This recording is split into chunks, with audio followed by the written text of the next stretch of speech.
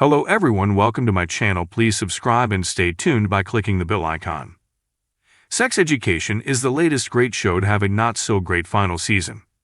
When Sex Education premiered 4 years ago, it changed the game for young adult dramedies, namely by not skirting around the awkwardness of growing up post-puberty and instead embracing it.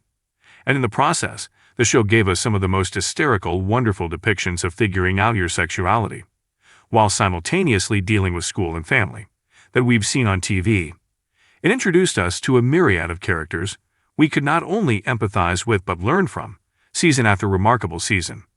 But in the final chapter, our favorite characters go through trials and tribulations that feel unnecessary. And in doing so, our ability to empathize and learn from them disappears, leaving us with a show that barely resembles what it looked like when it started. At the end of last season, Moordale Secondary School was forced to shut down. This means Otis, Asa Butterfield, Eric, and Ncuti Gatwa, the next Doctor in Doctor Who, and their pals have to transfer to a new spot to finish their lessons. The insanely progressive Cavendish Sixth Form College, where there are almost no rules, kindness is rewarded, and inclusivity is standard. As our favorite students get used to their new surroundings, they naturally meet new friends. But for some reason, the show decides to focus a lot on them. Characters who aren't given enough screen time to fall in love with over this season, instead of the lead ones we've loved for years.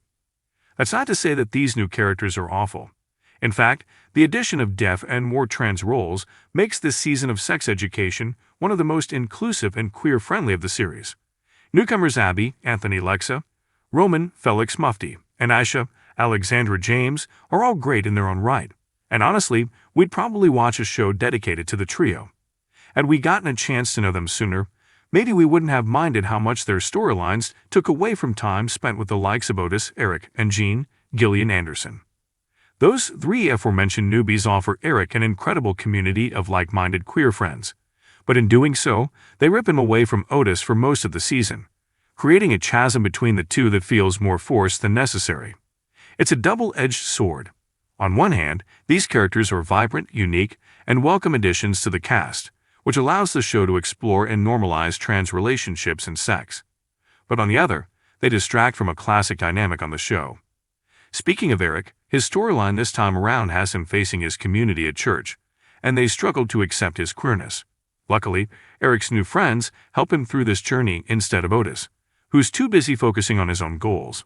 And really, Otis is separated from nearly everyone this season, thanks to his concentrated and naive efforts to take over as the school's only sex counselor.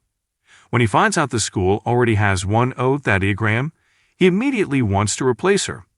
This obsession with O has also gotten in the way of his relationship with Maeve, Emma Mackey, which never really gets a chance to thrive here. And then there's Jan. With a new baby, she struggles so much with the responsibilities of motherhood that Otis calls on her younger sister, Joanna Lisa McGrillis, to help. The problem is that Joanna is so all over the place that she turns out to be a hindrance rather than an aid. She's financially irresponsible, doesn't help around the house, and tries sleeping with the same man who fathered Jean's baby, who, it turns out, is not Jacob, Michael Persbrand.